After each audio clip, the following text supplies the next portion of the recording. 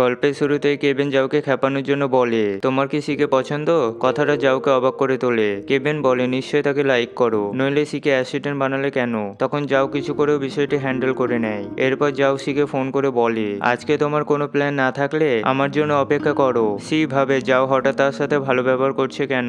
এরপর জাও এসে সিকে পিক করে। তখন জিয়াং সেটা দেখে ফেলে। জিয়াং ছিল সি এর এক্স। জাও সিকে একটি রেস্টুরেন্টে নিয়ে যায় আর সবচেয়ে দামি খাবার অর্ডার দেয়। আসলে সি এর প্রতি জাওয়ের ভালোবাসা দিনের পর দিন বেড়েই চলেছে। সেখানে সি খুব নার্ভাস হয়ে পড়ে, কারণ বসের সাথে লাঞ্চ করা সি এর ভাগ্যের বিষয়। এরপর জাও সিকে বাড়ি রাখতে আসে। জাও বলে, তুমি তোমার বান্ধবী জিয়ার সাথে থাকো তাই না? তখন জাও তাদের দুজনের জন্য অনেক খাবার প্যাক করে নিয়ে আসে। তাতে সি খুব খুশি হয়। পরের দিন সি অফিসটি ভালোভাবে ডেকোরেট করে, তাই সি এর প্রতি জাওয়ের ইমপ্রেশন ভালো আসে।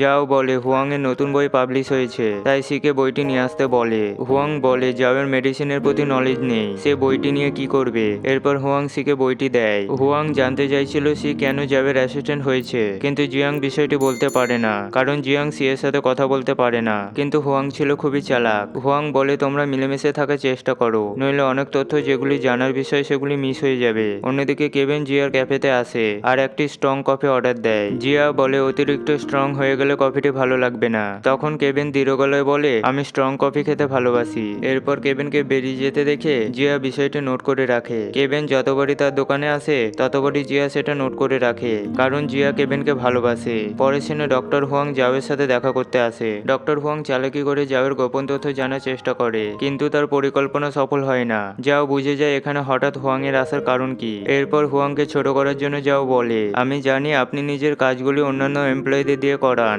কথাটা কি ঠিক? তখন হুয়াং নিজের দোষ লুকানোর জন্য বলে, আমি তাদের কাজ দেইনি, বরং তারাই আমার থেকে কাজগুলি নিয়েছিল, যাতে তারা অনেক কিছু শিখতে পারে। জাও বলে, আমাকে সি এই বিষয়ে সব বলেছে। তখন হুয়াং ঘাবড়ে যায় আর জাওয়ের এইসব কথাগুলি সিকে রাগিয়ে তোলে।